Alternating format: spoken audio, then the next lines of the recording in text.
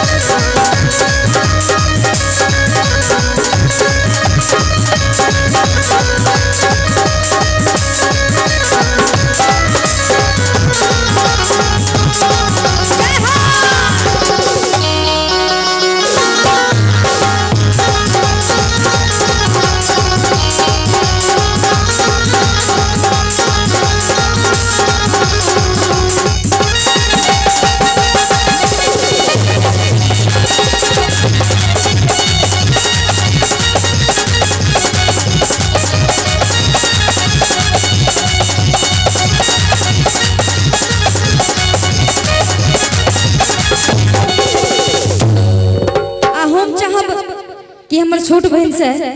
कि एकटा भजन अहू सुनाओ सुंदर लागते बढ़िया लागते दोनों बहन मिल के गावे। आइए